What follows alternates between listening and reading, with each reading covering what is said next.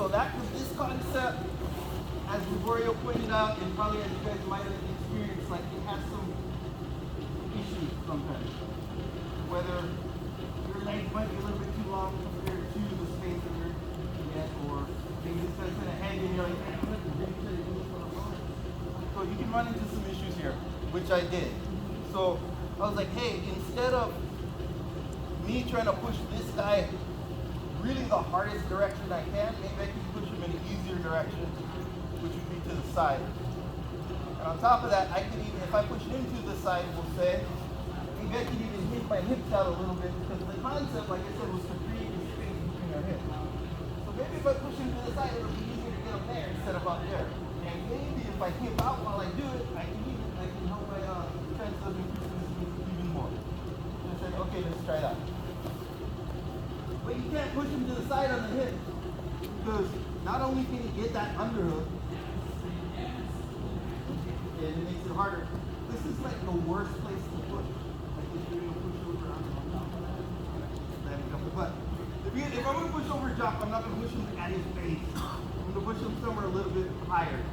Now, you probably will be thinking, well, yeah, that's supposed to be like higher up. But even that, like this guy can swim and do all this kind of stuff. So what I eventually found out, if I push him to his ribs, and since I'm pushing him to the side, I'm not gonna push him in front anymore.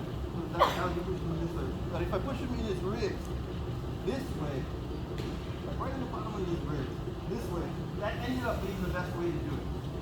Now the word did point out something important where if I start flaring inside out, it exposes the underhook. So you can do little things to help that situation, even though at the end of the day, it'll matter less to you. So ultimately this became the move. I'm going to push him to this side to create that same space easier. That's ideally what we're going to do. So what I ended up doing is flaring my foot out, keeping my elbow in, and doing like essentially a sideways hip escape. It's like, so it's essentially, instead of like this kind of hip escape backward, for lack of a better way of putting it, it'd be to the side and like this. It's like a side hip escape. While I'm pushing him on his ribs to the side to create that space. So my hip to the side and him going this way creates enough space. Hopefully, without all the time. But that's what we're trying to do. So the good news about this, we'll go over all the positions, whatever. But the good news about this, I can do it if he's postured up.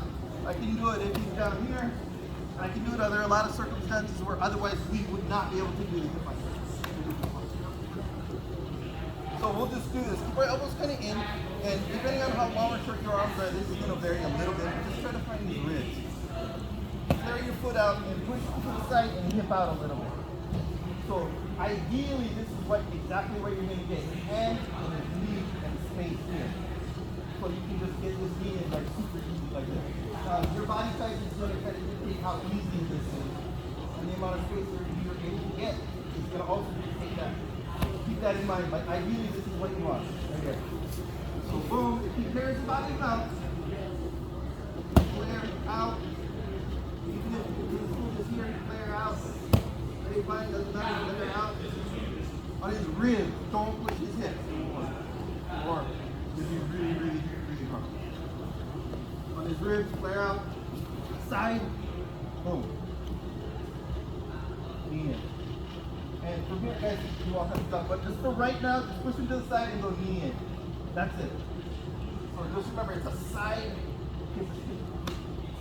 Yeah, well, one of the, everybody learned to do this, right? Everyone learned trap, and everyone learned to put their head on the mat, right? Y'all learned that for escaping the mount. And we have these massive instincts to keep telling us to do that. When Echo first taught me this, man, I would keep trying it. I kept trying to push people like to the side, but up over there, or to the side. But it's actually like you're trying to get them over there, you know, or over there. So it's hard to overcome what you've been trained to do, which is put them over there. So just think about where you're aiming. You're aiming to get them really to the side. Matter of fact, if you remember when you were a white belt and you first learned to trap and roll, and you grab the foot, you grab the arm, and the mistake you'd make is you just try to roll them over to the side, right? And you couldn't do it. It didn't work, and your instructor's like, you're dumb. But that's what we all try to do. So, and then you eventually learn, oh, we got to put them up and then over. So with this, man, it's really a different move to really just put them over there. Boom. So just think about that. You're really putting the person to the side, not to up above you. Real quick too about where you're pushing. So I said the ribs, it's gonna depend, and you'll find when you're really rolling this move, it's actually easier to do when you're actually rolling with somebody. But just for now, just maybe focus on like the bottom rib, that second one above the bottom rib, like right in the middle there. I would say just focus on that. That's a good place to start. That's it. Practice 1, 2, 1, 3.